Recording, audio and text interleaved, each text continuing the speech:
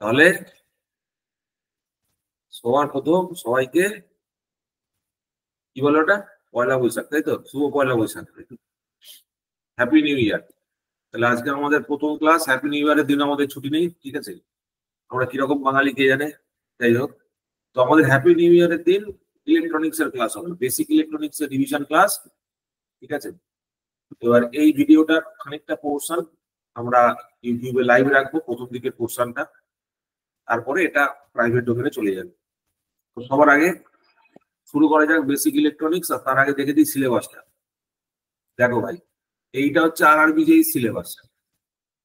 RRB যেই সিলেবাসের মধ্যে working of various electronic devices এর কথা বলেছে, পিএন জাংশন ডায়োডের কথা বলেছে, ট্রানজিস্টর বলেছে, PNP NPN type, BJT, JFET, MOSFET এর কথাও এখানে লিখে দিই, ঠিক আছে?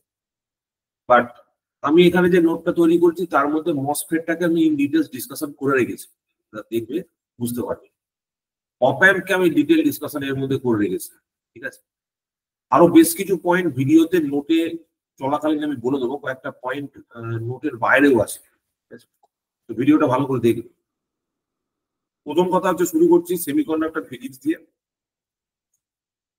সেমিকন্ডাক্টর ফিজিক্সের প্রথম যে আন্ডারস্ট্যান্ডিংটা আমাদের থাকা উচিত, যে what is a semiconductor. Semiconductor কাকে বলবো? সেমিকন্ডাক্টর কাকে বলবো? যে মেটেরিয়াল কন্ডিশনালি কারেন্ট ফ্লো করায় সেটাকে সেমিকন্ডাক্টর বলা হয়। হ্যাঁ, ঠিক আছে। আর কিছু ইলেকট্রনিক পয়েন্ট অফ ভিউ থেকে বলো, তুমি একটা ডেফিনিশন বলেছো, আর কি বলতে পারি ভাই? আর কি বলা যেতে পারে সেমিকন্ডাক্টরকে? সেমিকন্ডাক্টর হচ্ছে এমন একটা এলিমেন্ট, ঠিক আছে, যার অ্যাটমের বাইরের কক্ষে 4খানা ইলেকট্রন থাকবে, ঠিক আছে? 4খানা ইলেকট্রন থাকবে। দেখো, অ্যাটমের যে বাইরের কক্ষটা রয়েছে সেই বাইরের কক্ষে 4টি ইলেকট্রন থাকবে। এইটা হচ্ছে একটা ফিক্সড প্যারামিটার, এগুলো কি? তো this is a fixed parameter. বলো। টেট্রাভ্যালেন্ট হয় ওগুলো। হ্যাঁ, টেট্রাভ্যালেন্ট মানে বাইরের কক্ষে 4টি ইলেকট্রন থাকবে। This is also fixed parameter.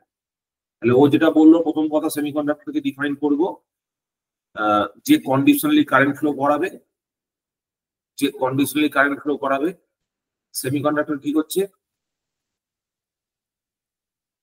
Semiconductor flows current conditionally, ঠিক আছে? 1 নম্বর point. And has 4 outermost orbital electrons, ঠিক আছে? 4খানা আউটারমোস্ট অরবিটে ইলেকট্রন থাকবে। তো এই দুটো হচ্ছে আমাদের ফান্ডামেন্টাল ডেফিনিশন, ঠিক আছে? দেখো, আমাদের কাছে যেটা আমরা নিয়ে বেশি চিন্তিত সেটা হচ্ছে সিলিকন এবং জার্মেনিয়াম, এই দুটোকে নিয়ে, ঠিক আছে? সিলিকনের কিরকম দেখতে হয় সেই ছবিটা এখানে দেওয়া আছে। এখানে আমরা একটা ইম্পর্টেন্ট কনসেপ্ট পড়ি, যেটাকে বলা হয় এনার্জি ব্যান্ড ডায়াগ্রাম, ঠিক আছে? কি বলছে দেখো, collection of closely spaced discrete energy levels. মানে হচ্ছে, আমি এই যে লিখেছি না 1s 2s 2p 3s 3p, এই অরবিটাল গুলোর এই বাইরের দিকের অরবিটাল 3s 3p, এইখানে দেখো আমি ওইভাবেই একটা ড্র করেছি। এখানে পরে একটা ছবিতে লেখা আছে, এইগুলো অ্যাকচুয়ালি ওই জিনিসটাকেই বোঝাচ্ছে। এই অরবিটাল গুলোর শেপটাকে এখানে এইভাবে দেখানো হচ্ছে, ঠিক আছে? তো when large number of silicon atoms are brought close to each other, they get spread, ঠিক আছে, in the process of making silicon bars and forms bonds which has different energy levels.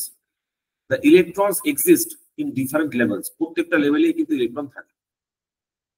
এবার সেমিকন্ডাক্টরের ক্লাসিফিকেশনে আমার আগে বলা উচিত ছিল, দুটো পয়েন্ট আছে। একটা হচ্ছে সেমিকন্ডাক্টরকে বলা হয় পিওর সেমিকন্ডাক্টর অথবা ইন্ট্রিনসিক সেমিকন্ডাক্টর, একটাকে বলা হচ্ছে এক্সট্রিনসিক সেমিকন্ডাক্টর অথবা ইনপিওর সেমিকন্ডাক্টর।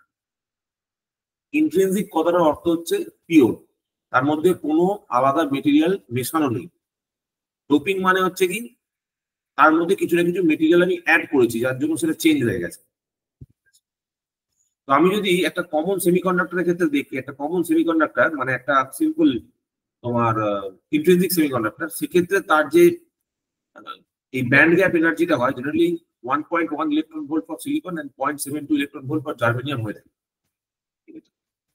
এটাকে আমরা একটা ফর্মুলা থেকে ক্যালকুলেশন করতে করে বার করতে পারি।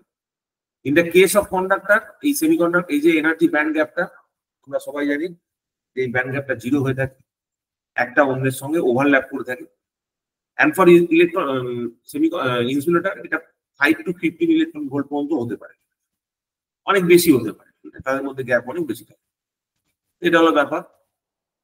ইলেকট্রন কারেন্ট কি জিনিস, হোল্ড কারেন্ট কি জিনিস সম্বন্ধে কিছু কথা লেখা আছে, পড়ে দেখুন। Intrinsic semiconductor, the number of free electrons and number of holes এই দুটো সেম আছে, যতগুলো ফ্রি ইলেকট্রন থাকবে ততগুলো হোল থাকবে।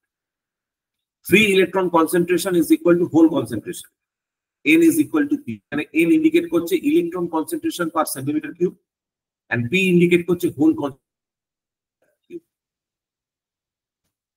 এইবার আমরা আগের দিন যখন সার্কিট থিওরি করছিলাম তখন তার কনসেপ্ট অফ ড্রিপ কারেন্ট পড়েছি।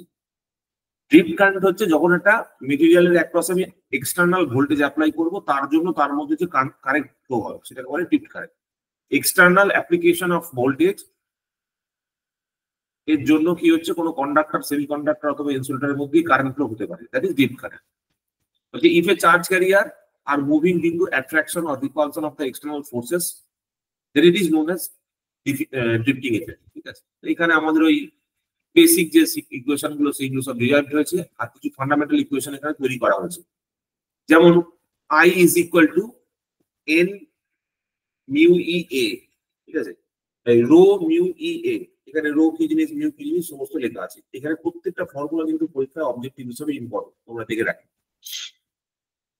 যখন এক্সট্রিনসিক সেমিকন্ডাক্টর কথা বলা হচ্ছে তখন it is required because it can produce sufficient current for the conduction. এবার এই ইন্ট্রিনসিক সেমিকন্ডাক্টরের মধ্যে প্রবলেম কি ছিল, the availability non availability of free electrons। তাহলে এখানে ফ্রি ইলেকট্রনের অ্যাভেলেবিলিটি তৈরি করলাম।